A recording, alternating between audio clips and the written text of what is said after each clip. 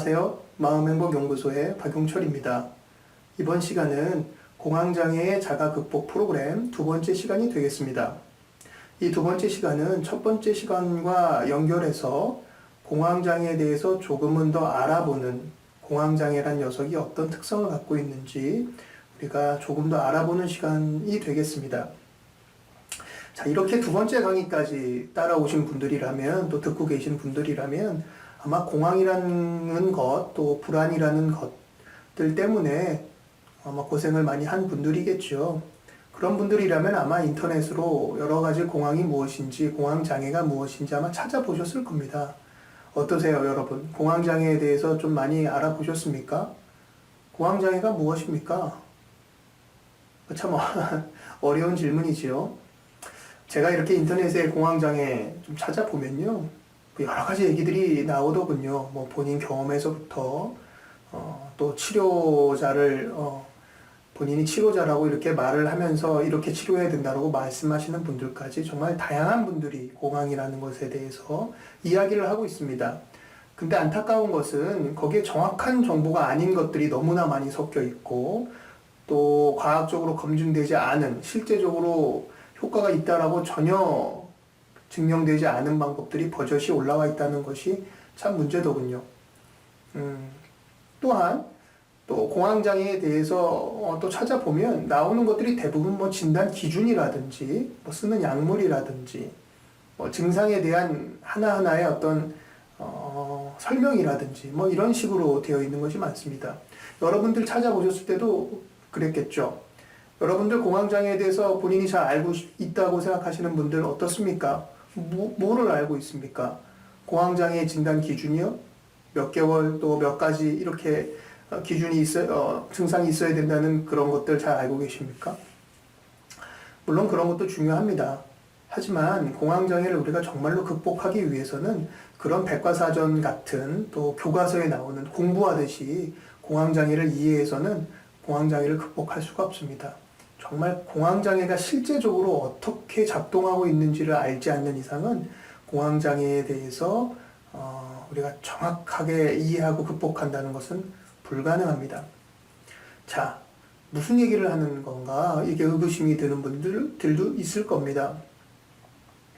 자, 이번 두 번째 시간에서 우리가 해야 될 목표가 바로 거기에 있습니다. 두 번째 시간에는 공황장애의 작동 원리를 알아보는 시간이 되겠습니다. 작동 원리라 뭔 얘긴가 하시는 분들 있겠지만, 이 작동 원리, 공황장애가 전체적으로 어떻게 구성되고 또 나한테 어떤 식으로 지금 돌아가고 있는지를 큰 그림을 알지 못하는 이상 공황장애를 우리가 이해할 수 없고, 이해할 수 없으면 극복할 수도 없죠. 하지만 그것을 또 잘 이해하면 극복하는 길이 보입니다. 그래서 오늘은 그 작동 원리가 어떻게 되는지 알아보는 시간을 갖겠습니다. 자, 공황장애가 어떻게 작동하고 있는지 나한테 우리가 큰 그림을 보기 위해서는 잠깐 다른 이야기를 해야 될 것 같습니다. 좀 생뚱맞다고 생각하실지 모르지만 심리학 이야기를 잠깐 해야 될 것 같습니다. 뭐 좀 편한 마음으로 일단 재미있게 들어주시면은 나중에 공황장애를 다시 이해하는 데 큰 도움이 될 것입니다.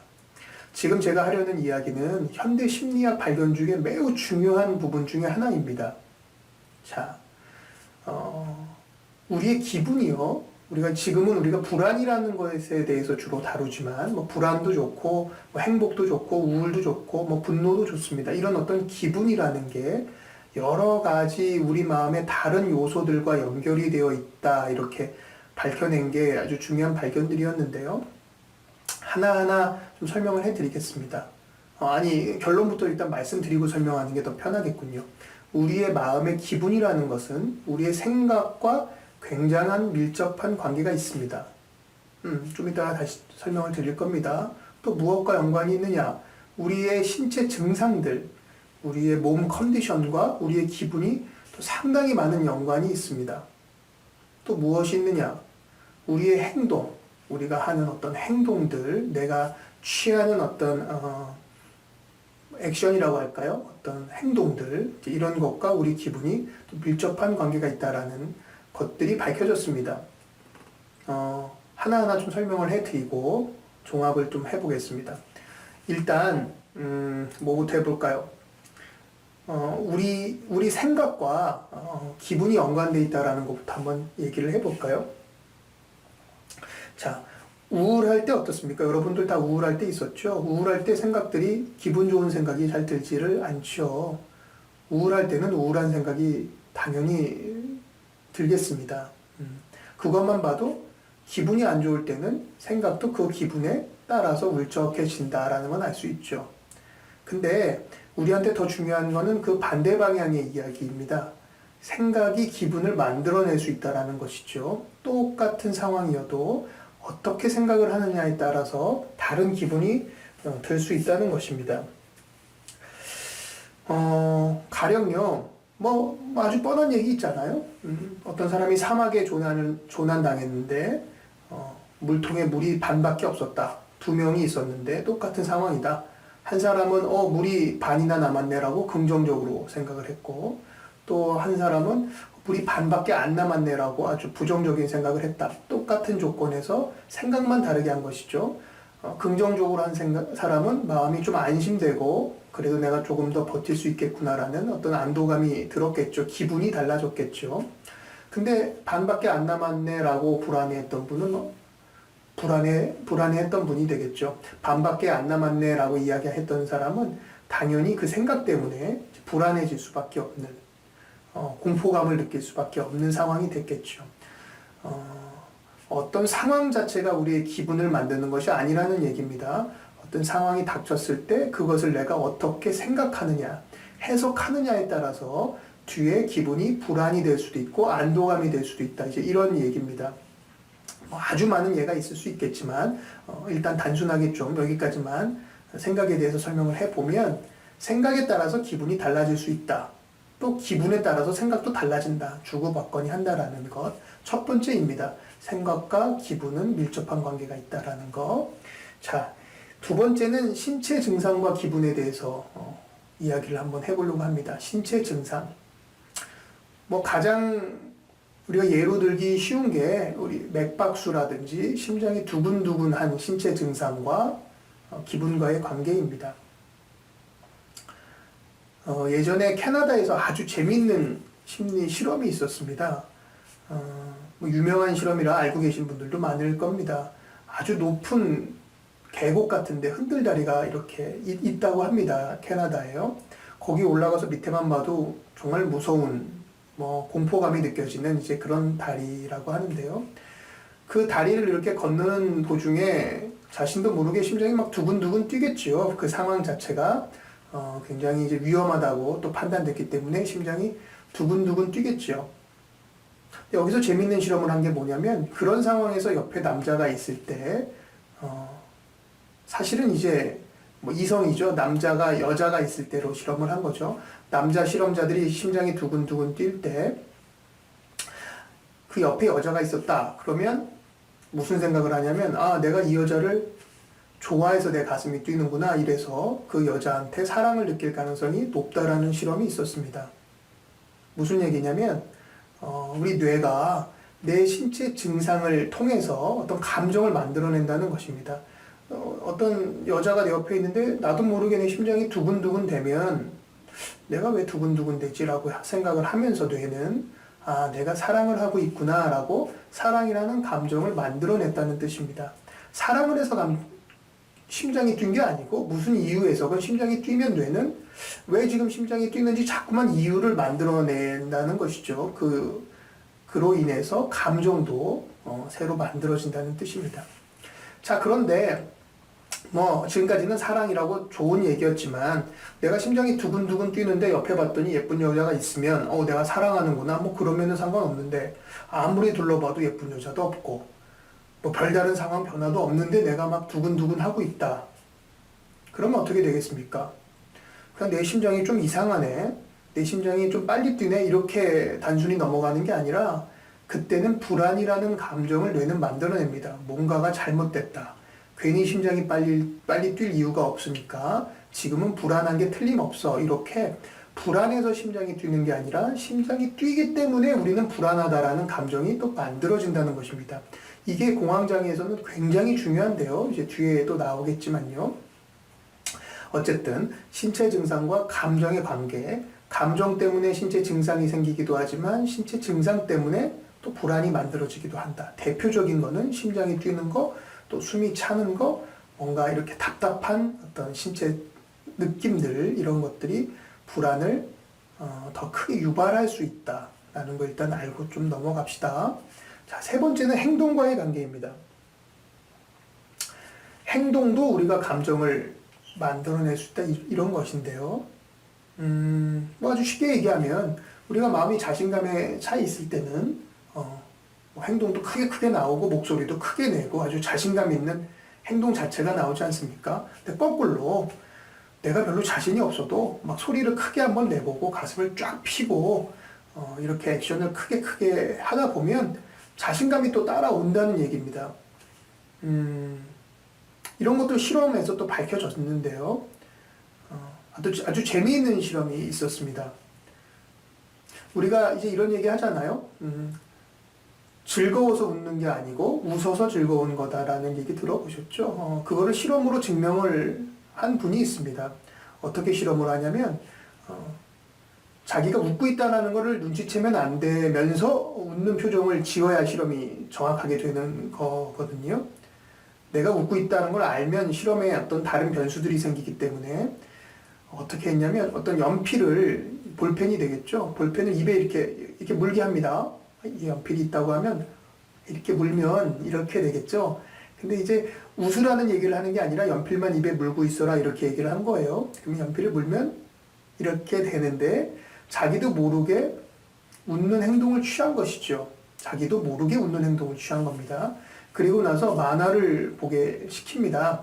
연필을 물고 웃는 표정이 돼서 만화를 본 그룹이 있고, 또는 연필을 물지 않고 그냥 평소의 표정으로 만화를 본 그룹이 있었는데, 나중에 비교를 해보니까 연필을 물고 만화를 본 그룹이 훨씬 만화가 재미있었다, 이렇게 이야기를 한 거예요. 그게 무슨 얘기냐면 내가 즐거워서 웃은 게 아니라 나도 모르게 그냥 미소를 지었음에도 내 기분이 거기에 맞게 따라왔다는 거죠. 그러니까 내가 행동을 하는 것대로 내 기분도 바뀔 수 있다는 것입니다.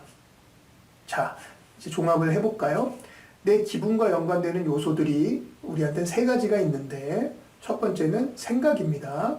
내 기분과 내가 하는 생각은 아주 주거니 받거니 영향을 주고 있다는 것 꼭 기억하십시오. 두 번째는 뭐였습니까? 신체 증상, 가슴이 뛰거나 숨이 차거나 뭐 땀이 나거나 어쨌든 뭔가 답답한 느낌이 들거나 할 때 우리의 기분도 달라질 수 있다는 거 얘기했죠. 세 번째는 뭡니까? 행동. 나도 모르게 하는 행동 자체가 또 어떤 감정을 만들어낼 수 있다는 이 것에 대해서 지금 설명을 했습니다. 자, 우리 이제 이 심리학 발견을 공황장애에 한번 이용을 해볼까요? 지금 네 가지 요소가 나왔죠? 감정, 생각, 행동, 신체 증상, 이것들이 어떻게 어우러져서 공황장애라는 것을 만들어내는지 이제 살펴보겠습니다. 저한테 오는 환자분 한 명의 예를 한번 들어볼까요? 그분은 이제 지하철 타는 것을 굉장히 어려워하는 분인데요. 그분은 사실은 이 호흡에 굉장히 민감합니다. 원래 민감하셨는지 아니면 이런 공황장애를 겪으면서 점점 민감하게 됐는지까지는 지금 모르겠지만, 어쨌든 호흡에 대해서 조금 답답한 느낌, 소위 이산화탄소가 좀 많은 그런 지역에 아주 귀신같이 금방 알아내십니다. 이제 그런 분이 지하철을 탔다고 한번 생각해 보세요. 사람이 많은 지하철을 타는 순간 아마 이산화탄소가 높겠고, 그분은 어떤 신체 증상을 느끼겠죠. 거기서 불안을 느낀 게 아닙니다. 신체 증상을 느꼈겠죠. 뭔가 좀 숨이 차네, 좀 답답하네, 이렇게 느꼈을 겁니다. 뭐 보통 사람 같으면 아유 좀 답답하다 정도로 그냥 지나갔을 테지만, 그분은 그런 신체 증상이 기분을 만들기 시작합니다. 답답한 신체 증상이 불안이라는 기분을 만들기 시작합니다. 자, 그러면 이제 답답했던 신체 증상이 기분이라는 것으로 옮겨와서 불안이 가중됩니다. 그렇게 불안이 조금 생기는 도중에 거의 동시에 또 생각이라는 요소가 들어옵니다. 야, 뭔가 큰일 난 것 같다. 나 또 공황이 오는 것 같다. 뭔가 잘못됐다. 뭐 이런 어떤 생각들이 있잖아요. 여러분 아마 가만히 지금 돌아보시면 그 순간에 드는 생각들이 있습니다. 나 쓰러질 것 같다. 나 개망신 당할 것 같다. 뭐 이런 생각이 들어옵니다. 그래서 불안했기 때문에 그 생각이 순간적으로 스친 건데 여기서 재밌는 건 그 생각 때문에 다시 더 불안해지는 겁니다. 야, 나 쓰러질 것 같다라는 생각을 하는 순간 우리는 다시 더 불안해지는 것이죠. 자, 그러면 그 불안해진 상태이기 때문에 이제 행동을 하게 됩니다. 무슨 행동을 하게 되냐? 여기저기 두리번거리게 되고 마치 불안한 사람이 탈출구를 찾는 것 같은 행동을 하게 되고 도망가기 위해서 사람이 없는 쪽으로 막 비집고 나오는 이제 그런 행동들을 하게 되겠죠. 근데 또 여기서 재밌게도 그런 행동 자체가 정말 지금 빨리 도망가지 않으면 안 되겠다라는 불안감을 더 가중시킵니다. 이게 뺑뺑 도는 겁니다. 그래서 그 불안은 다시 또 신체 증상을 악화시키고 아마 심장이 막 또 뛰게 만들겠죠. 숨찬 것뿐만 아니라 불안이 심장을 뛰게 만들고 그 심장 뛰는 것을 또 뇌는 내가 정말 불안하구나라고 또 불안을 더 가중시키고 그러면 그것들이 또 다시 생각에 영향을 주고 또 행동에 영향을 주고 이렇게 네 가지 요소가 서로 악순환을 겪으면서 점점 더 강도가 심해져서 견딜 수 없게 치닫는 것. 아주 빠른 시간 안에 이 네 가지 요소가 막 얽히고 설키면서 올라가는 이게 바로 공황입니다. 근데 이 네 가지 요소가 너무나 빨리 서로 영향을 주기 때문에 아마 여러분 이런 어떤 단계별로 공황이 심해진다는 것을 잘 모르셨을 겁니다. 그냥 막 죽을 것 같았어요. 너무 고통스러웠어요. 이렇게 이야기하지 이런 어떤 단계별로 요소를 나눠서 인식하고 있는 분은 제가 본 분 중에서는 없었습니다. 하지만 이렇게 요소를 정확하게 나누지 않고서는 어떤 작동 원리로 공황이라는 게 생기는지 모르고서는 우리가 또 공황을 극복할 수 없습니다. 자, 이제 다 나왔습니다. 공황이라는 것은 네 가지 요소가 섞이면서 점점 더 악순환을 반복한다는 것입니다. 그 네 가지 요소는 사람마다 다 다릅니다. 다 똑같은 게 아닙니다. 어떤 분들은 숨찬 것부터 신체 증상이 시작되고 거기에서 불안이 유발되는 분들도 있고 어떤 분들은 심장이 두근두근 되는 거에 더 민감한 분들도 있겠죠. 어떤 분들은 뭐 어지러운 거, 뭐 손발이 저린 거, 또 생각도 어떤 분들은 난 죽을 것 같다, 죽을 거야 에서부터 쓰러질 거야 또는 나는 개망신을 당할 거야 뭐 이렇게 사람마다 또 다 다른 생각들로 불안을 더 유발시키고요. 뭐 행동도 마찬가지고요. 뭐 이런 각자 다 다른 네 가지 요소를 갖고 있고 그 네 가지 요소가 반응하면서 올라가는 것도 다 각자 다릅니다.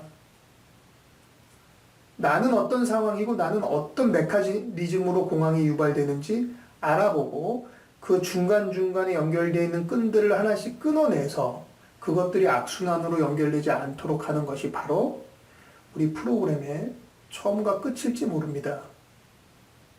이제 조금 이해가 되시죠? 말은 단순하지만 앞으로 그 작업을 계속 할 거지만 그렇게 녹록한 것만은 아닙니다. 하지만 원리는 단순합니다. 그 네 가지 요소를 우리가 알아내서 나는 어떤 상황으로 유발이 되고 어떻게 끊을 수 있는지를 좀 보는 겁니다.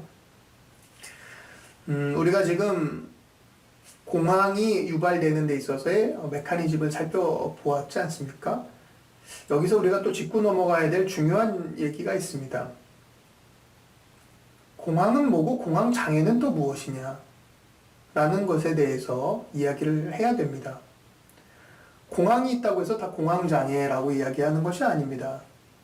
공황이라는 것은 아까 이야기했듯이 어떤 불안, 또 신체 증상, 생각, 또 행동이 갑작스럽게 동시다발적으로 안 좋은 방향으로 치닫는 것. 그래서 너무나 공포스럽고 몸이 막 긴장되고 심장이 두방망이 치고 해서 견딜 수 없이 되는 것이 이제 공황이라고 말씀드렸습니다. 근데 공황장애는 또 다릅니다. 공황장애는 공황이 있는 분들 중에서 더 심한 분들을 이야기하는 것인데요. 심하다는 게 도대체 무엇이냐? 뭐 진단 기준들 보신 분이 있으니까 아시겠지만 여러 차례 반복이 되는 조건이 필요합니다. 또 공황이 올까봐 미리 걱정을 하는 소위 예기불안이라는 것이 있어야 합니다. 또 그 공황이 올까봐 어떤 상황이라든지 어떤 장소를 자꾸 피하게 되는 그런 일상생활에 영향을 주는 요소가 필요합니다. 뭐 말이 복잡한데 단순하게 이야기해 볼까요? 그냥 공황은 정말 많은 사람이 1년에 한 번은 겪습니다. 공황 자체가 잘못된 게 아닙니다. 통계에 의하면 공황은 누구나 거의 한 40%에 달하는 사람들이 전체 인구의 40% 정도, 뭐 굉장히 많은 숫자잖아요. 1년에 한 번은 공황을 겪는다 이렇게 되어 있습니다. 그러니까 공황은 굉장히 좀 정상적인 거라고 볼 수 있을 정도죠. 근데 그분들은 공황을 겪고 나서는 그게 끝이에요. 아, 오늘 왜 이렇게 안 좋지? 와, 진짜 힘들다라고 해서 그 상황이 지나가면 다시 그 생각을 하지 않습니다. 그리고 그냥 지나가는 거예요. 지나고 보면 공황이 있었는지도 이제 희미해지죠. 근데 공황장애가 있는 분은 공황이 오는 순간이 차이가 아니고 공황이 없을 때가 문제입니다. 공황장애에도 고생하는 분들은, 우리가 특히나 이제 어떤 적극적으로 극복을 해야 되는 분들은 공황이 없을 때에도 머릿속에 공황이 또 오지 않을까라는 걱정이 있습니다. 그 걱정이 뭡니까? 생각이죠. 공황이 또 오면 어떡하지? 라는 생각. 그로 인해서 행동들이 또 나타나는데 무슨 행동입니까? 회피, 피하는. 가령 지하철을 탈 때 공황이 왔던 분은 지하철을 타지 않는, 그게 바로 행동이죠. 회피 행동. 또 버스를 타지 않는다든지, 또 뭐 온도에 민감한 분들은 뭐 목욕탕을 가지 않는다든지, 어떤 뭐 운동을 아예 안 한다든지, 뭐 심하면 이제 외출까지 안 하는 이제 그런 회피 행동이 나타날 수 있겠죠. 그러니까 공황이 없을 때에 공황에 대해서 걱정되는 생각을 계속하고 있다든지, 그것이 걱정돼서 자꾸 회피하는 행동을 하고 있을 때 비로소 공황 장애라고 이야기할 수 있는 것입니다. 자, 제 얘기 들으시면서 좀 느껴지는 부분이 있었나요? 뭡니까? 생각과 행동이 중요하다는 얘기가 또 나오는 거죠. 그러니까 우리는 공황을 꼭 불안으로만 자꾸 생각했는데 실제로 중요한 요소는 불안 이외에 생각과 행동과 신체 증상이라는 게 사실은 그 안에 굉장히 중요하게 녹아 들어가 있습니다. 공황이 없을 때 드는 생각, 우리 생각을 뭐라고 합니까? 인지라고 하죠. 인지. 또 공황이 오지 않도록 자꾸 피하는 행동, 행동이죠. 그래서 인지, 행동, 치료라고 우리가 이름을 붙인 것입니다. 불안이라는 것을 극복하기 위해서는 인지와 행동, 여기서의 행동은 신체 증상까지도 포함하는 것입니다. 그래서 인지, 행동, 치료라는 것이다 이렇게 보시면 됩니다. 자, 우리가 공황장애 있는 분들, 약 드시는 분들 많죠? 약이 참 효과가 좋아요. 약은 어디에 효과가 좋냐? 불안이라는 기분 자체의 효과가 좋습니다. 불안할 때 약을 먹으면 불안 자체가 상당히 감소됩니다. 불안에 직접적으로 영향을 주는 것이 바로 약물이기 때문이죠. 하지만 공황 장애로 고생하는 분들은 실제 공황이 올 때 괴로운 것도 있지만 그게 올까봐 미리 걱정하고 또 올까봐 일상생활에 자꾸 제한이 가해지고 자꾸 위축되고 이런 인지와 행동 자체의 문제를 해결을 해줘야 되는데 아쉽게도 약은 인지와 행동에는 큰 영향을 주지를 못합니다. 생각 자체를 미리 걱정하는 생각 자체를 적어지게 한다든지 회피하는 행동을 줄어들게 만든다든지 하는 데 있어서는 약이 굉장히 효과가 적어요. 그래서 인지행동 치료를 우리가 다시 이야기하는 것입니다. 이제 어떻게 돌아가는지 조금 이해가 되십니까? 공황장애라는 것들이 어떤 요소로 이루어져 있고 그것들이 어떻게 주고받는지에 대한 것, 그것을 어떻게 끊어야 되고 또 공황장애가 공황이라는 게 없을 때 어떻게 하고 있는지에 대해서도 우리가 중요하게 봐야 된다는 그런 얘기였죠. 자, 참 복잡합니다. 단순하게 그냥 불안만 없애면 공황장애가 치료가 되는 줄 알았는데 생각도 좀 바꿔야 되고 행동도 바꿔야 됩니다. 또 신체 증상, 호흡이라든지 뭐랄까요, 심장이 두근두근 되는 것에 대해서도 뭔가 우리가 어떤 방법들을 또 강구해야 됩니다. 그러니까 이렇게 참 다방면에 있어서 뭔가 수정과 교정이 필요한 것이 바로 공황장애의 극복이라고 할 수 있습니다. 뭐 재밌는 이야기 하나 해볼까요? 재밌다고 해야 될까요? 흥미로운 이야기인데 가끔 저한테 오시는 분들 중에 이런 얘기를 하는 분들이 있습니다. 공황장애를 극복한 분들이 하는 이야기입니다. 병원에 꾸준히 오시고 또 인지행동 치료 또 약물 치료를 열심히 하셔서 공황장애를 극복한 분들이 이런 얘기를 하십니다. 야, 선생님, 제가 공황장애라는 진단을 처음 받았을 때는 정말 제 인생에 왜 이런 재앙이 왔는지 너무 억울했어요. 너무 힘들었어요. 공황장애라는 것이 왜 왔는지 벌처럼 느껴졌어요. 뭐 이해되잖아요. 그랬는데 그분들이 공황장애를 극복할 때에 대해서는 어떤 이야기를 하시냐면 어떻게 됐겠습니까? 공황장애를 극복했다는 건 그냥 약만 먹었다는 얘기가 아니잖아요. 평상시의 행동들, 막 피했던 것들을 일부러 부딪히기도 하고 용기를 내서 적극적으로 임하는 어떤 이런 행동들을 했을 테고, 생각들, 자꾸만 부정적이고 안 될 거야라는 생각에서 괜찮아, 합리적으로 생각해보자, 긍정적인 걸 먼저 생각해보자, 이렇게 생각 자체도 많이 수정이 되었을 겁니다. 그 다음에 몸이 긴장되는 것을 다스리는 여러 가지 방법들, 우리가 앞으로 또 알려드리겠지만요, 그런 것도 아마 익히셨을 겁니다. 그런 상태가 되면 공황장애가 극복되는 것은 당연하거니와, 어떤 얘기를 하냐면, 선생님 제 인생이 달라졌어요. 공황장애가 처음에는 재앙인 줄 알았는데 저한테는 참 의미가 있는 일이 되었어요. 제가 그동안 살아왔던 행동, 생각을 한번 찬찬히 음미해 볼 수 있는 기회가 되었고, 또 더 용기를 내고 또 긍정적으로 생각하는 아주 좋은 기회가 되었어요. 공황장애가 없었으면 저는 예전처럼 아주 바쁘게 그냥 쫓기듯이, 또 한편으로는 계속 초조해 있는 채로 살았을 겁니다. 공황장애가 참 고마운 선물인 것 같아요. 이렇게 이야기하는 분이 있었어요. 저도 그 이야기를 들으면서 참 많은 것을 배웠습니다. 아, 그래, 이런 거구나. 공황장애의 극복이라는 게 이런 거구나. 말이 너무 좀 거창하게 나왔는데요. 뭐 그렇게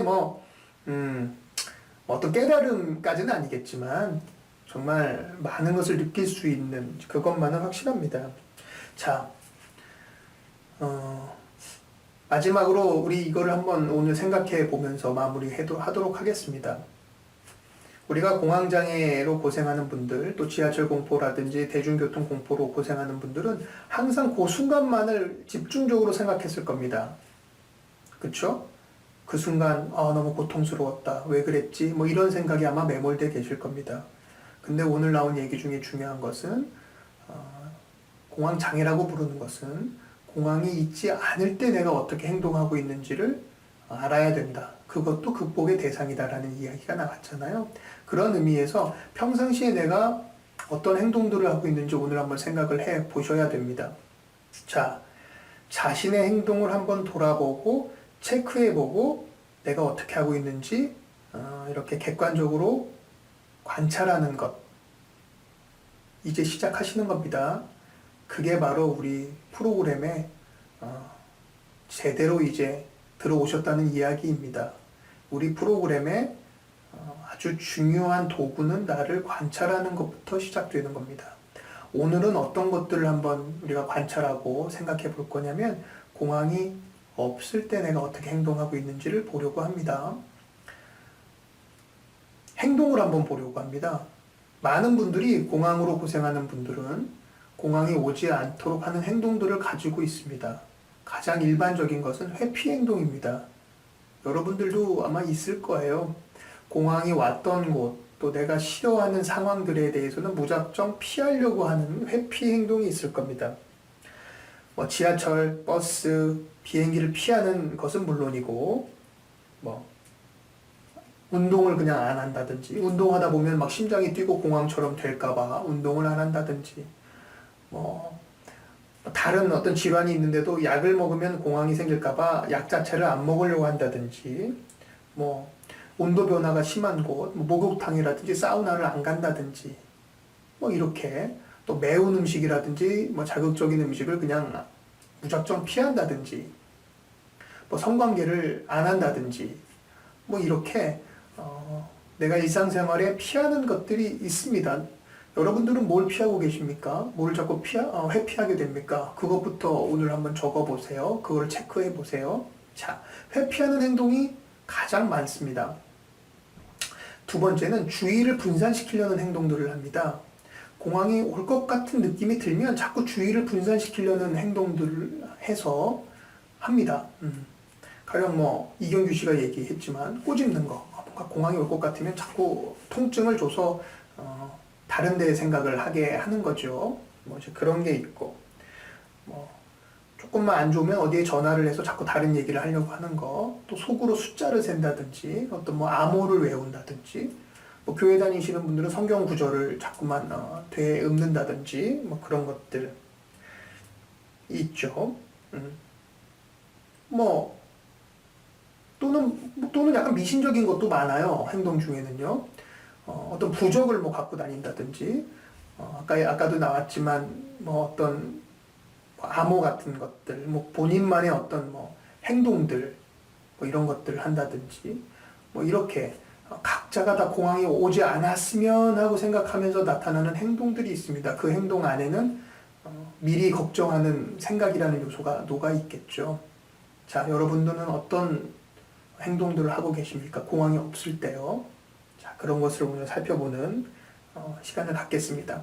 그런 것들을 또 어떻게 이용하고 어떻게 치료해서 고쳐가야 될지는 이제 뒤에 쭉 나올 겁니다.